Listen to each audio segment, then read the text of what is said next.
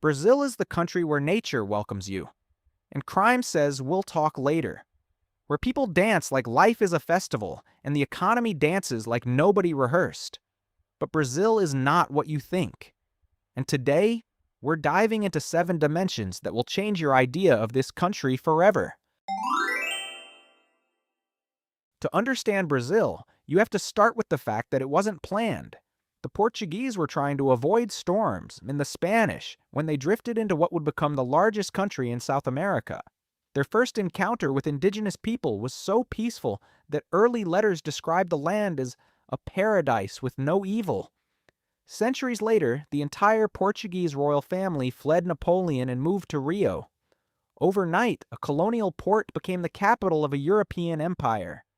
And because Rio didn't have enough housing, officials simply took over people's homes and handed them to nobles.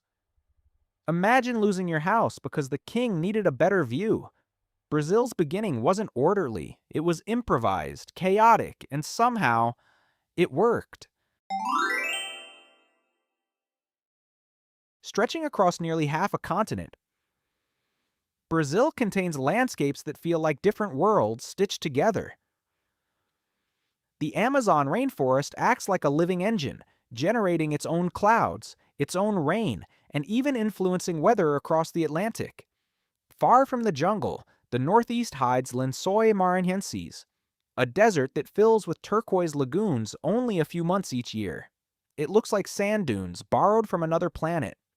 And deep beneath the Amazon, scientists discovered a massive underground river, wider than the Amazon itself, flowing silently thousands of meters below the surface. Brazil doesn't just have geography, it has layers of geography, stacked like a natural multiverse. One of the boldest ideas Brazil ever attempted was Brasilia, a brand new capital carved out of empty land. It was built in just 41 months, a pace so fast it feels like a national speed run. The city's layout resembles an airplane, though locals argue it looks more like a bird, a boomerang, or a religious symbol depending on the angle. So instead of saying, "I live on Oak Street," you say, "I live in SQS 308, Block B." Brasilia is the only city where giving directions feels like entering cheat codes. During construction, workers from all over the country mixed languages, slang, and traditions, creating a unique culture that still shapes the city today. Brasilia wasn't just built quickly, it built its own identity in the process. Across its cities and regions, Brazil is one of the most diverse societies on Earth. São Paulo hosts the largest Japanese community outside Japan. The country has more people of African descent than any nation except Nigeria. And in the south, towns like Pomerode still speak German as their first language. Another layer of this mosaic comes from the Middle East. Waves of immigrants from Lebanon and Syria arrived in the late 19th and early 20th centuries, many carrying Ottoman passports. Today, Brazil has more Lebanese descendants than Lebanon itself. And yes, the world has noticed something else: Brazil's reputation for having some of the most beautiful women on the planet. It's not a stereotype pulled from thin air.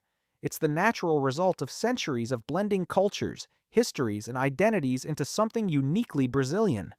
There is no typical Brazilian. The country is a blend, and that blend is its identity. Deep inside the Amazon, modern technology is rewriting history.